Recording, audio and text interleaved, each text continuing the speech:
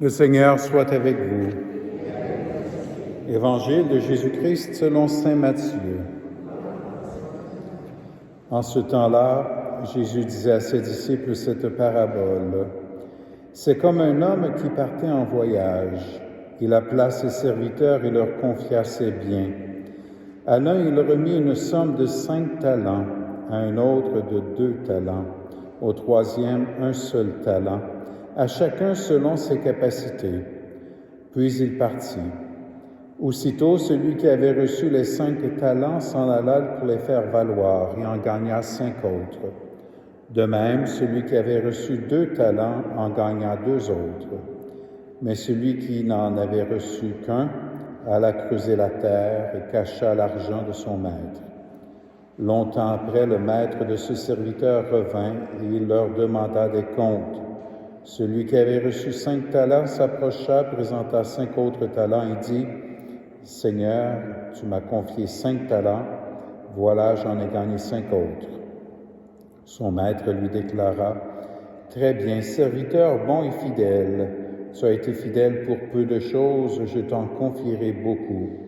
Entre dans la joie de ton Seigneur. » Celui qui avait reçu 2 talents s'approcha aussi et il dit « Seigneur, tu m'as confié 2 talents.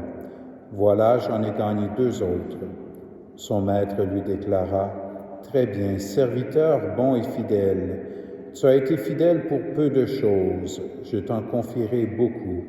Entre dans la joie de ton Seigneur. » Celui qui avait reçu un seul talent s'approcha aussi et dit « Seigneur, je savais que tu es un homme dur, tu moissonnes là où tu n'as pas semé, tu ramasses là où tu n'as pas répandu le grain. J'ai eu peur et je suis allé cacher ton talent dans la terre. Le voici, tu as ce qui t'appartient. » Son maître lui répliqua « Serviteur mauvais et paresseux, tu savais que je moissonne là où je n'ai pas semé, que je ramasse le grain là où je ne l'ai pas répandu. Alors il fallait placer mon argent à la banque, et à mon retour je l'aurais retrouvé avec les intérêts. Enlevez-lui donc son talent, et donnez-le à celui qui en a 10. À celui qui a, on donnera encore, et il sera dans l'abondance. Mais celui qui n'a rien se verra enlever même ce qu'il a. Quant à ce serviteur bon à rien, jetez-le dans les ténèbres extérieures. Là, il y aura des pleurs et des grincements de dents. Acclamons la parole de Dieu.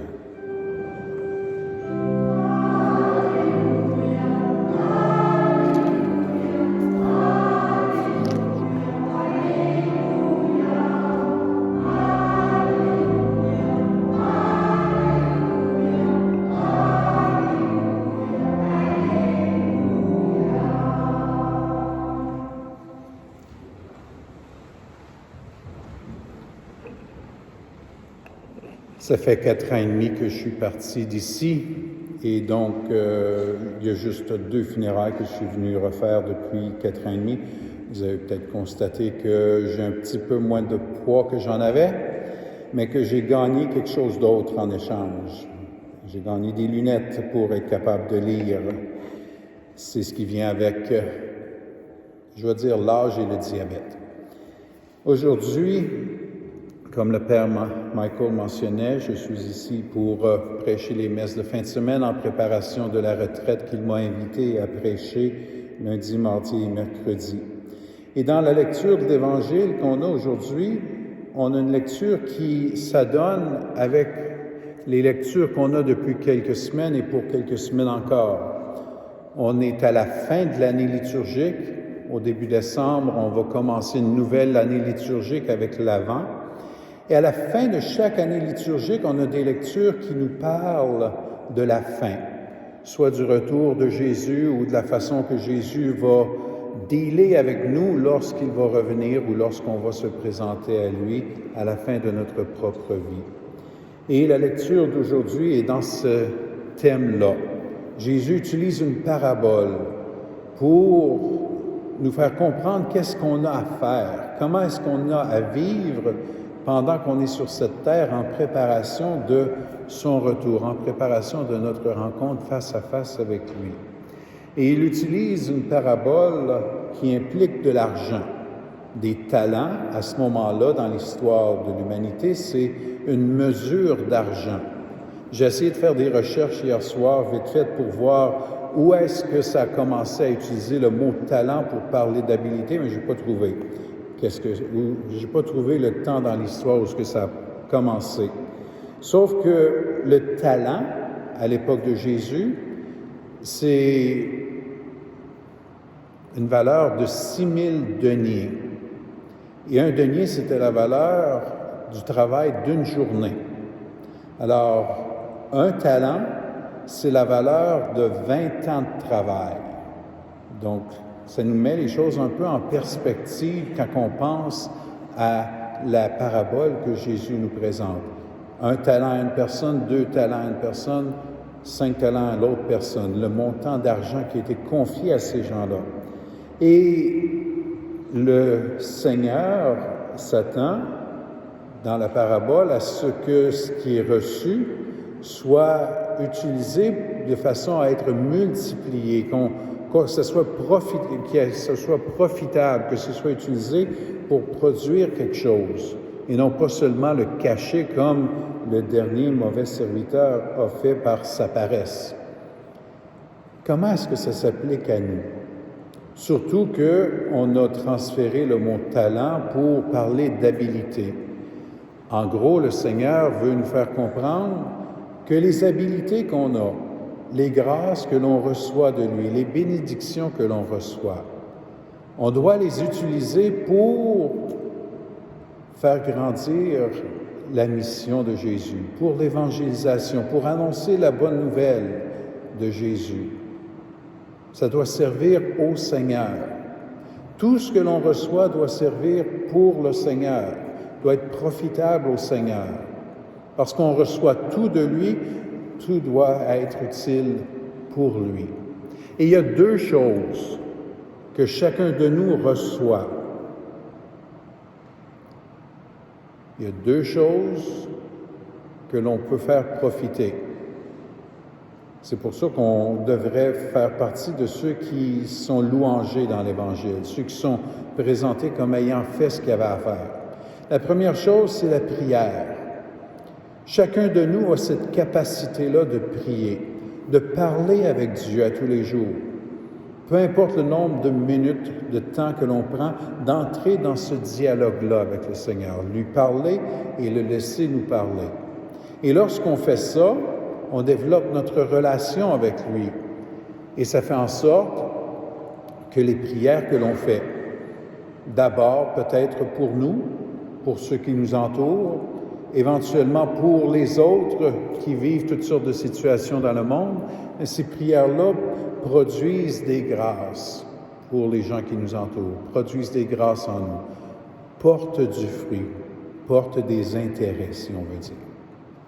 La deuxième chose, c'est la possibilité de faire des sacrifices, de faire des pénitences. Parce que chacun d'entre nous, il nous arrive des choses dans la vie. Il nous arrive des épreuves.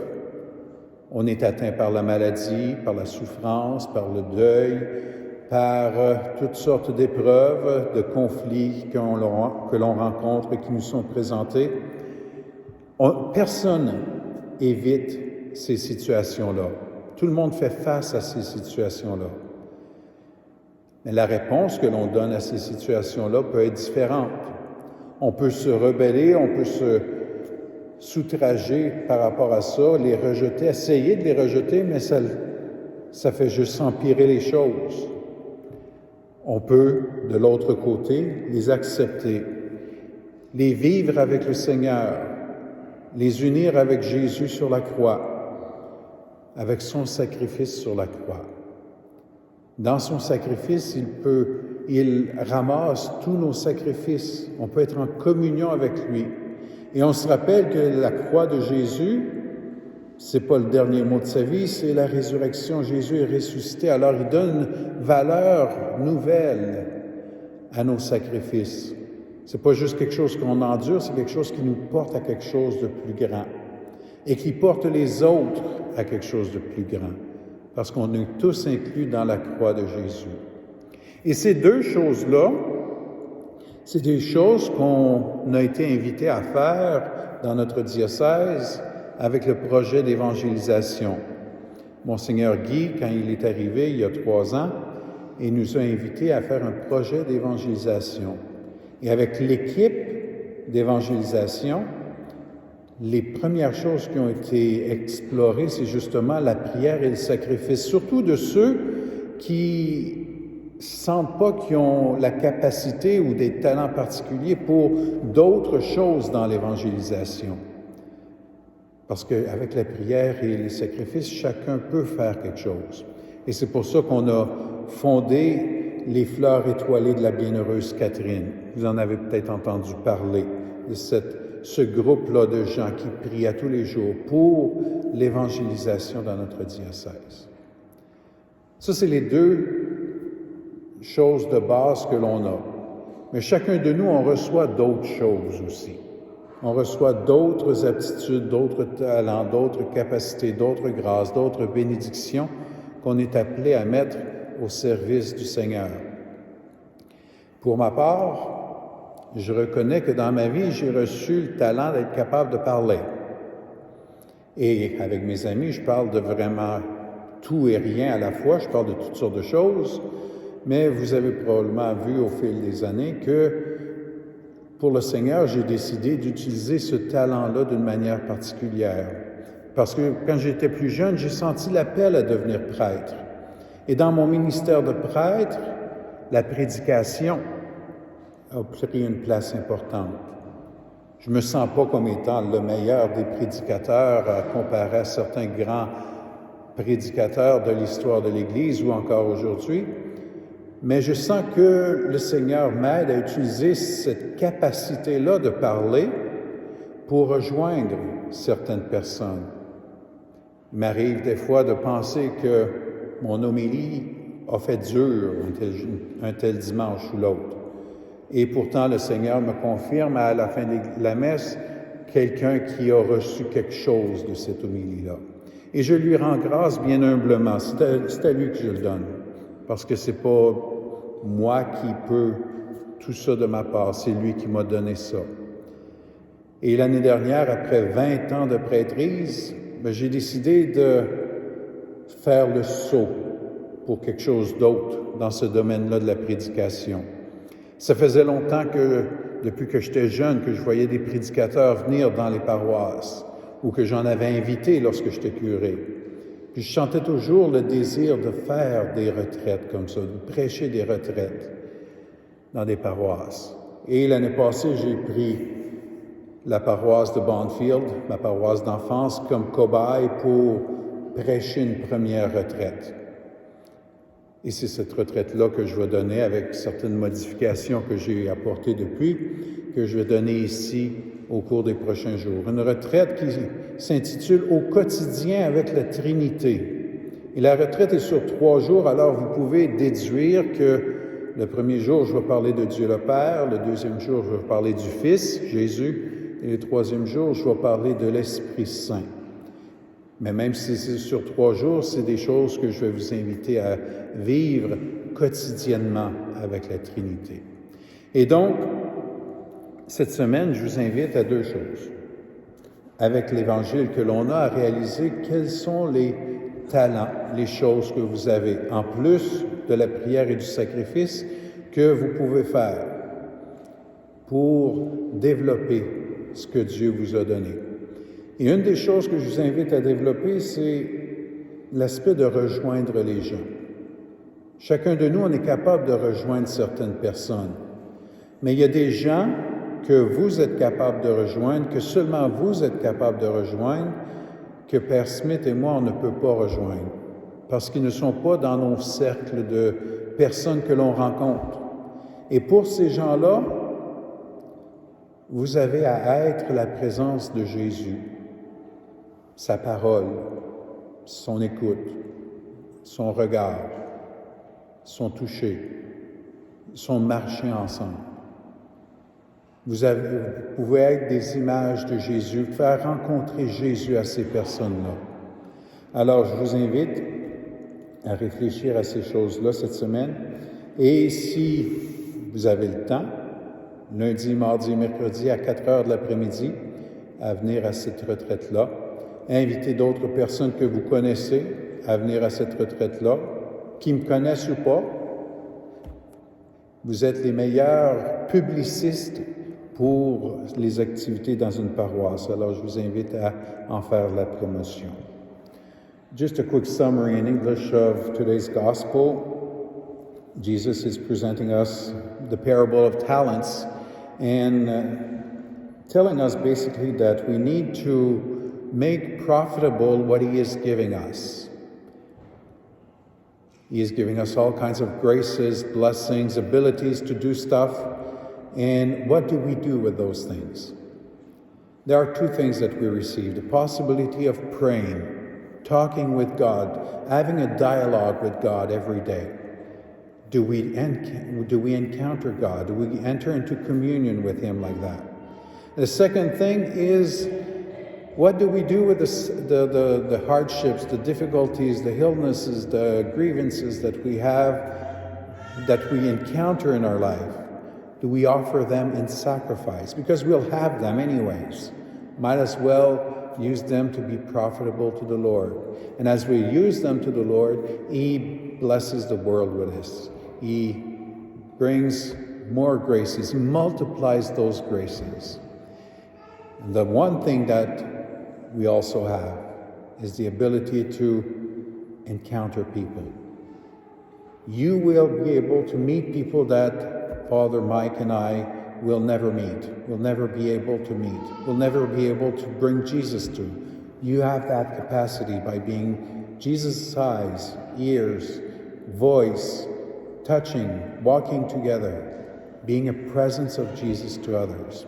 And so I invite us to discover the talents that we have. What has God given us? And how do we render it to him? How do we make it profitable to him and his mission of bringing the good news to others? And if you know people who understand French, and if you do understand French a bit yourself, I invite you to that parish mission that will be happening on Monday, Tuesday, and Wednesday of this week at 4 p.m. here in the church.